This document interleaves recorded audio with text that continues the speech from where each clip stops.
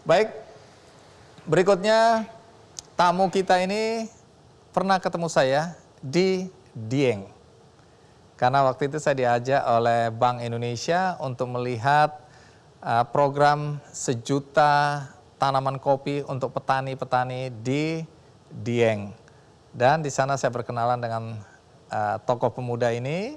Dari situ saya baru tahu ternyata apa yang saya lihat selama ini melalui video-video yang beredar di media sosial berkaitan dengan Dieng Culture Festival, motor penggeraknya adalah pemuda ini. Jadi saya senang sekali waktu bisa ketemu, dan karena itu saya ajak ke Kick Andy untuk menceritakan apa yang dia lakukan dan pengalamannya.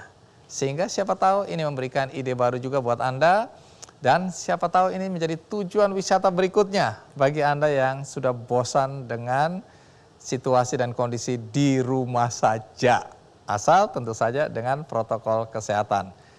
Kita akan rehat sejenak, tapi saya akan segera kembali. Sehingga ketika saya mengembangkan juga banyak orang yang mencibir dan bahkan juga tidak mendukung. Tokoh-tokoh agama misalnya menyampaikan bahwa jangan, pariwisata itu nanti bisa mengubah perilaku, bahkan hal-hal yang negatif nanti bisa terjadi.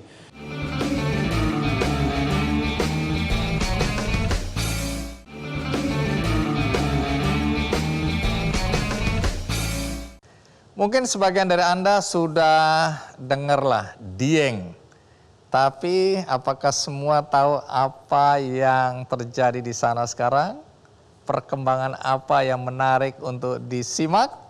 Nah, hari ini saya mengajak seorang pemuda yang menjadi motor penggerak adanya Dieng Culture Festival. Siapa dia? Mari kita sambut Alif Fauzi. Mas Alif, ketemu lagi kita ya. Sehat? Ya, silakan duduk.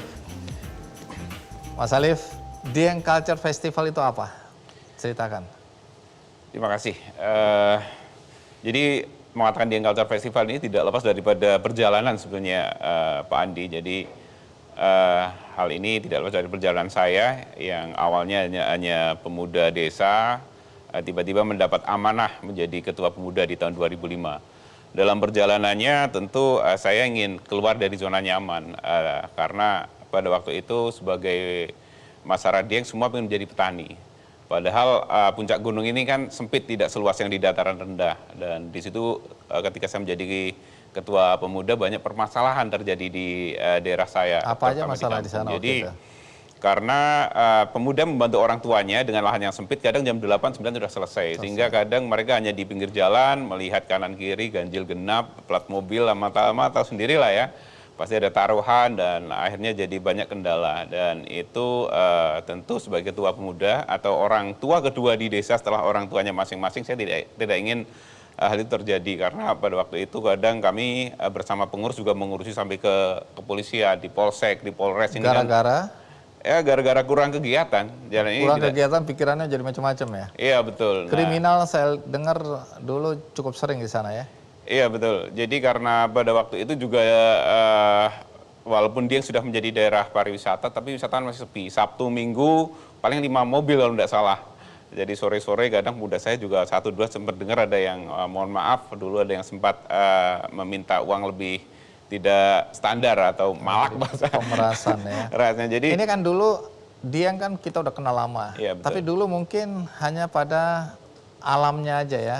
Betul. Nggak ada atraksi apa-apa di sana atau kurang lah ya. Iya. Oke. Jadi ini berkaitan dengan perjalanan hidup Anda. Sekarang sampai di sini dulu. Tapi kita rehat dulu karena kita akan melihat video tayangan berikut ini.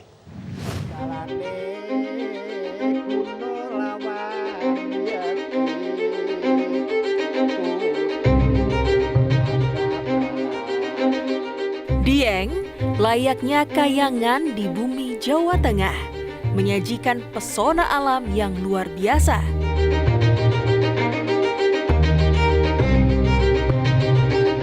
Keasrian alam Dieng memiliki segudang potensi wisata yang tak pernah habis menarik para wisatawan.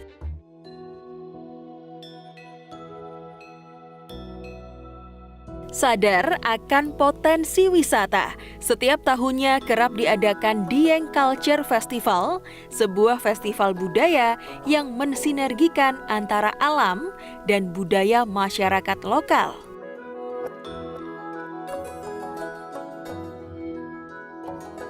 Gagasan kegiatan ini tak terlepas dari sosok Alif Fauzi, putra daerah yang sadar akan pengembangan potensi Dieng. Alif adalah ketua kelompok sadar wisata Dieng Pandawa dan penggagas Dieng Culture Festival. Tahun 2006 menjadi langkah berat Alif mengembangkan pariwisata Dieng. Namun, ia mempunyai mimpi besar untuk Dieng. Ayah 3 anak ini pun mulai membangun kesadaran masyarakat mengelola potensi sumber daya alam di desa. Proses tidak mengkhianati hasil. Sekarang, Dieng menjadi destinasi favorit wisatawan. Masyarakat Dieng pun merasakan manfaatnya dari sektor ekonomi, seperti rumah warga yang dijadikan homestay untuk memfasilitasi para wisatawan serta bangkitnya para pengusaha UMKM. Setelah mungkin wisata dikenal, UKM-nya juga maju, naik, tarikan juga dikenal masyarakat, ya alhamdulillah banyak produksi habis terus sampai kita juga merekrut karyawan juga banyak. Per bulan katakanlah bisa 200-300 juta. Jerih payahnya berbuah manis. Berbagai penghargaan pernah diraih. Salah satunya Anugerah Satya Lencana Pariwisata pada tahun 2018. Kedepan, Alif dan komunitas Pok Darwis akan terus membuat formula baru untuk pengembangan pariwisata Dieng.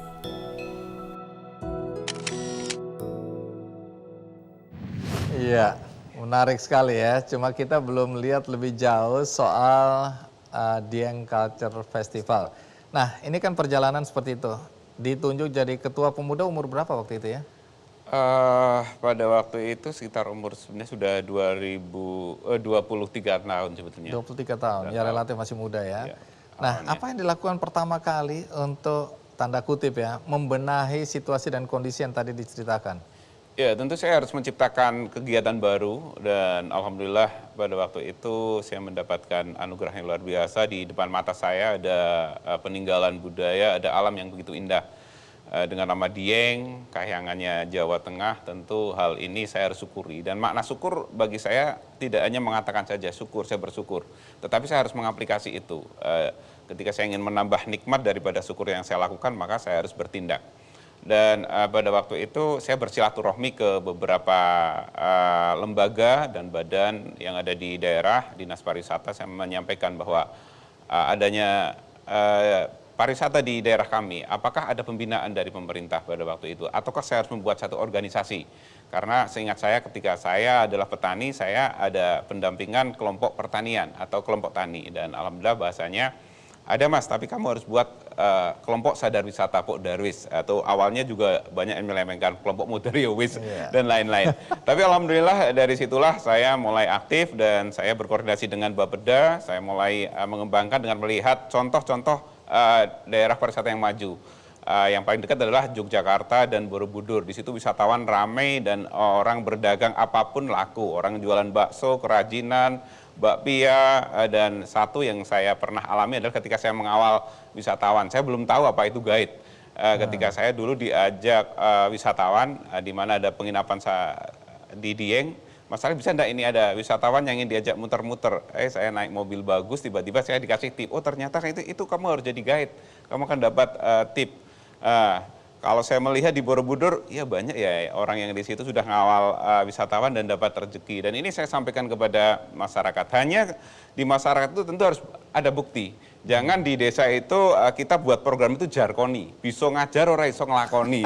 Jadi Bisa mengajari benar-benar tapi kita tidak harus bisa melakukan. menjalankan. Jadi tidak hanya kita mengatakan, kita melaksanakan. Dan pada waktu itulah saya juga memberikan pembelajaran tentang guide didamping oleh Dinas Pariwisata, tetapi saya juga harus menjadi guide.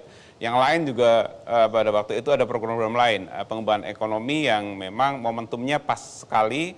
Di Jawa Tengah ada pengembangan ekonomi lokal melalui pengembangan klaster, dan pada waktu itulah saya bisa mendampingi banyak UMKM yang mulai berkembang, yang awalnya sangat sulit orang diajak untuk selain bertani kentang. Jadi alhamdulillah ada pengusaha UMKM Karika yang awalnya adalah ex karyawan PT Dieng Jaya, sebuah perusahaan yang besar di Dieng tetapi bangkrut. Dia bersama istrinya mulai mengembangkan Karika, dan pada waktu itu kesulitan, akhirnya saya dampingi dan saya mulai membuatkan beberapa pengajuan ke pemerintah, pemberdayaan di bidang UMKM, pembuatan Karika, dan alhamdulillah jadi. Nah, sekarang kemudian Anda kan menggagas Pariwisata. ide-ide kreatif baru ya, apa Karika tadi, dan kemudian muncul seperti sekarang itu menjadi tempat wisata yang menarik. Bagaimana Anda menjelaskan kepada masyarakat bahwa kita nggak bisa mengandalkan lagi kentang, sayur-sayuran, apalagi itu merusak alam ya. Ini pengertian merusak alam ini relatif ya. Nah, kemudian Anda mendorong agar yang kita kembangkan adalah pariwisata. Sementara orang tahu potensi pariwisata ada, tapi orang nggak merasa nilai ekonomisnya tinggi waktu itu ya. Iya betul, apalagi pada waktu itu belum seperti sekarang Pak Andi. Jadi di waktu itu pariwisata belum begitu menjadi daya tarik sekali untuk dikembangkan. Sehingga ketika saya mengembangkan juga banyak orang yang mencibir dan bahkan juga tidak mendukung. Tokoh-tokoh agama misalnya menyampaikan bahwa jangan, pariwisata itu nanti bisa mengubah perilaku, bahkan hal-hal yang negatif nanti bisa terjadi. Sampai akhirnya saya sampaikan bahwa konsepnya adalah community based tourism, pariwisata berbasis masyarakat. Jadi pariwisata yang direncanakan, dikembangkan dan dikelola oleh masyarakat. Apa artinya? Jadi kitalah nanti yang mengembangkan. Jadi kalaupun ke depan kalau ada investor, investornya adalah kita sendiri gitu loh. Dan pada waktu itulah memang perlu proses untuk menjelaskan, sehingga harus perlu dibuktikan. Tadi sampaikan jangan sampai jarkoni. Bahkan pada waktu itu juga, wah kamu buat program jangan programnya tuh teko, sik tuku ora teko-teko, sik teko ora gelem tuku. Jadi yang datang nggak beli-beli, yang beli nggak datang-datang. Iya, jadi sehingga pada waktu itulah setelah kami mendapat penghargaan pertama di penghargaan apresiasi Pupuk Darus Jawa Tengah, kami harus bermimpi apa ya yang tadi dikatakan sehingga nanti banyak wisatawan yang datang. Karena pada waktu itu wisatawan sedikit, kalaupun sedikit mereka ke Dieng hanya mampir kencing terus pulang, itu kan perlu kita tahan. Nggak ada yang nginep ya. Iya, sehingga perlu adanya satu kegiatan yang sangat menarik untuk brandnya Dieng, dan bagaimana kita menyampaikan bahwa selain daya tarik yang ada, itu juga ada aktivitas masyarakat yang mereka bisa nikmati. Dan pada akhirnya kita membuat satu event yang namanya Dieng Culture Festival di tahun 2010. Ini event pertama kami. Kami pengurus dan pemuda itu iuran awalnya. Iuran sendiri? Iuran sendiri. Jadi pada waktu itu Dieng Culture Festival memang namanya saja yang besar. Sebenarnya banyak juga yang mencibir juga, wah sok-sokan buat nama kayak wah-wah sekali gitu kan, padahal apa kamu gitu.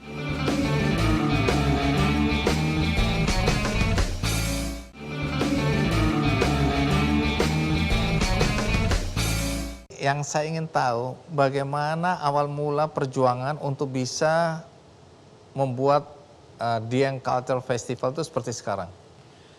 Baik, Dieng Culture Festival awalnya sebetulnya jadi event yang membingungkan juga bagi kami, karena kami ingin buat event tapi tentu modalnya harus bagaimana. Jadi alhamdulillah pada waktu itu karena basic saya juga sebagai ketua pemuda dan Karang Taruna pada waktu itu, maka kami pengurus dan pemuda itu iuran awalnya. Iuran sendiri? Iuran sendiri. Jadi pada waktu itu Dieng Culture Festival memang namanya saja yang besar. Sebenarnya banyak juga yang mencibir juga, wah sok-sokan buat nama kayak wah-wah sekali gitu kan, padahal apa kamu gitu kan. Nah, tapi kami punya mimpi, saya sampaikan. Dan pada waktu itu kalau boleh saya sampaikan bahwa panitia itu semua harus menyiapkan urusan perut dulu. Iya. Jadi dari itu rumah harus makan ya? harus makan dulu, terus nanti kita dari awal harus kerja bakti gotong royong. Makanya event Dieng Culture Festival juga kami namai dengan Festival Gotong Royong sebenarnya sampai sekarang. Karena dari situlah tidak ada ketua, tidak ada anak buah. Pokoknya saatnya angkat besi ya semua harus besi, semua harus ngangkat semua, tidak ada ketua, tidak ada anak buah. dan semua harus dari rumah, harus sudah kenyang dulu, sudah makan, dan nanti sampai ketika on event, itu di pra-event kami harus gotong royong, di on event juga kami seperti itu. Jadi di jam 12 nanti kita rollingan. Ayo Kak, siapa dulu pulang untuk makan siang di rumah, nanti Tidak datang lagi. disediakan di situ ya. Iya. Gotong royongnya pas-pasan lah ini ya. Iya. Dan betul yang ditampilkan juga sebenarnya masih sederhana, tapi memang target kami sebetulnya paling tidak karena dalam pariwisata setelah kami punya atraksi, kami kembangkan usaha-usaha masyarakat melalui amenity dan accessibility kalau dalam ilmu pariwisata, maka perlu ada branding, advertising, selling. Jadi sebetulnya tujuan kita ke situ, bagaimana kita mengangkat brandnya Dieng. Dan melalui Dieng Culture Festival itulah alhamdulillah target kami secara pemberitaan, di promosi, kami di awal mulai berhasil, banyak media yang datang, maka saya selalu sampaikan terima kasih pada para media yang akhirnya Dieng Culture Festival seperti ini, apalagi dulu belum eranya medsos kan. Nah, coba ceritakan dengan sederhana, apa yang terjadi atau apa atraksi yang ditampilkan di Dieng Culture Festival ini? Iya, berkata pada Dieng Culture Festival atau Festival Budaya Dieng, tentu kami ingin mengangkat budayanya Dieng, karena pada waktu itu ada 8 kelompok usaha yang saya kembangkan, salah satunya adalah Pokja Budaya, seni budaya. Seni budaya ini menjadi satu kegiatan yang kalau kita melihat background mereka adalah rata-rata adalah orang menengah ke bawah, tentu harus kita dukung, dan apalagi ketika berbicara budaya ini punya nilai yang sangat tinggi. Dan pada waktu itulah kita angkat kegiatan-kegiatan seperti seni tradisi, tarian tradisional yang ada di kawasan Dieng, di desa saya terutama. Jadi kalau saya ke sana, saya bisa menyaksikan itu, ada di pentasnya? Pasti ada, pasti ada. Oke, jadi kebudayaan, kesenian asli dari Dieng. Itu bulan apa ya biasanya diselenggarakan? Kami selenggarakan di bulan Agustus dan Tanggal? Kalau tanggalnya biasanya di awal bulan atau di pertengahan bulan. Oke, Jadi bulan seperti itu. Agustus ya? Agustus. Oke, kenapa dipilih bulan Agustus? Sebetulnya ini tidak lepas daripada kita ingin mengenalkan apa sih yang menarik dari Dieng lainnya. Jadi tentu satu, buat event jangan kami sampai bertemu dengan hujan. Yang kedua, ternyata awalnya kami juga takut sih. Wah, tapi ini dingin banget itu loh. Tapi ternyata ketika event itu keluar, orang menyebutnya adalah Bun Upas. Kalau orang Dieng, tetapi banyak orang yang menyebut juga salju Dieng. Di bulan itu Salju Dieng Dieng. itu bisa sampai minus. Bulan Agustus? Bulan Agustus. Jadi Justru nol itu yang ekstrim seperti itu digunakan untuk daya tarik juga ya? Iya. Sempat kan sampai frozen beku itu ya, Beku, kentang-kentang jadi busuk gara-gara ada bunga-bunga salju, bunga-bunga es ya. Betul. Tapi itu nggak se-ekstrim itu rata-rata ya. Biasanya dingin, tapi sampai beku begitu nggak? Iya, jadi sebetulnya embun yang membeku sebetulnya. Memang plus minus juga sih untuk para petani agak dirugikan. Tetapi satu sisi memang ini ternyata atraksi rezeki menarik yang Maha buat Kuasa kan wisatawan. diberikan kepada yang lain sebagai orang Dieng. Dan pada waktu itu banyak orang atau wisatawan yang merasakan seperti di Eropa katanya. Wah, nggak harus ke Eropa, sekarang di Indonesia juga ada Di Eropa. Dieng juga bisa Dan ya. event itu kami adakan di bulan itu karena memang di bulan itu juga banyak kita temui yang tadi seperti di video awan yang di bawah, seperti Iya, memang maknanya adalah bahwa Dieng itu seperti Kayangan. negeri di atas awan. Nah, Awan. maka salah satu pagelaran jazznya juga kita namai dengan jazz atas awan. Dan memang ini juga lucu sebetulnya karena konsep community based tourism adalah pariwisata berbasis masyarakat. Kami tidak memakai IO, jadi semua itu semua belajar. gotong Jadi royong dari masyarakat. teman-teman pemuda Dieng yang notabene pembelajaran apalagi tentang event juga terbatas, mereka tidak tahu awalnya apa sih bed state manager, apa sih LO, tapi alhamdulillah dalam perjalanannya Sekarang mereka udah mulai mulai tahu. tahu. Bahkan mungkin suatu saat ada salah satu artis yang mereka juga malah terhibur dengan LO lokal yang Yang mohon kadang-kadang maaf, salah-salah ya, mulu. pokoknya asal jalan saja gitu loh. Ya. Nah, yang menarik juga di sana tadi, festival untuk rambut gembel itu ya. Rambut apa? Gembel ya. Ya, gembel atau gimbal. Gimbal, gembel gitu ya. Nah, itu gimana itu festival itu daya tariknya tersendiri kan dari dulu sudah ada. Tapi masyarakat sana tidak menyadari bahwa ini justru atraksi yang keren, yang unik ya, yang mungkin di tempat lain itu jarang ada. Nah, itu bagaimana? Kalau saya mau nonton atau mau melihat potong rambut secara massal teman-teman atau adik-adik kita yang gembel atau gimbal ini, itu bisa ada di festival ini di Agustus. Iya, pastinya ada. Dan kemarin di era pandemi itu juga tetap kita laksanakan Laksanakan, secara oke. virtual. Dan memang kegiatan itu sudah dilaksanakan dari mungkin orang-orang kakek nenek kami dulu. Jadi pariwisata ini kan satu kegiatan yang biasa bagi kita, kadang kan menjadi luar biasa bagi orang lain. Awalnya mungkin saya sendiri tidak tahu itu.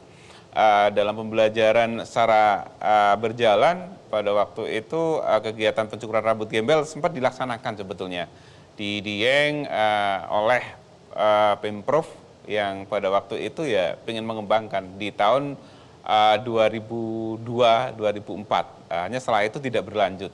Dan Sekarang dihidupkan kembali. Dan 2010 ketika memang ini benar-benar dari bottom up, dari bawah saya ingin melanjutkan itu dan pada perjalanan saya justru akan saya inovasi dan kegiatan yang lain. Itu menarik perhatian wisatawan ya? Sangat. Jadi wisatawan termasuk asing juga mereka banyak yang bertanya, sehingga ketika tidak di bulan itu pada akhirnya ada paket juga sih sebenarnya ketemu dengan anak gimbal yang mau dicukur atau yang memang di situ memang gimbal, dan juga nanti ada tokoh sesepuh pemangku adat di paket wisata kami. Jadi bertemu dengan tokoh sesepuh dan anak gimbal, awalnya kita putarkan film dokumenter kami, setelah itu mereka boleh bertanya dan kapan dicukurnya. Oke. Mas Alif, terima kasih untuk ceritanya, terima kasih untuk inspirasinya. Insya Allah. Semoga sekali lagi teman-teman dimanapun berada, ini ingat sesuatu yang besar itu selalu dimulai dari yang kecil, ya tidak mudah memang, tapi kalau proses ini dilalui, maka di daerah teman-teman sekalian juga bisa dikembangkan menjadi daerah atau tujuan wisata yang menarik. Dan bagi Anda yang nonton dan gemar sekali jalan-jalan, pilihannya tadi menarik. Tadi ada urusan dengan tumpeng menoreh, ya, Eriks dan teman-teman juga di sana. Kemudian ada Payungi, ya, pasar kreatif di sana di Lampung, Metro Lampung. Dan kemudian ada Dieng Culture Festival di Dieng. Mudah-mudahan ini menginspirasi bahwa ada penggeraknya dan ada atraksi yang menarik untuk kita nikmati. Baik. Jelajahi cara baru mendapatkan informasi. Download Metro TV Extend sekarang.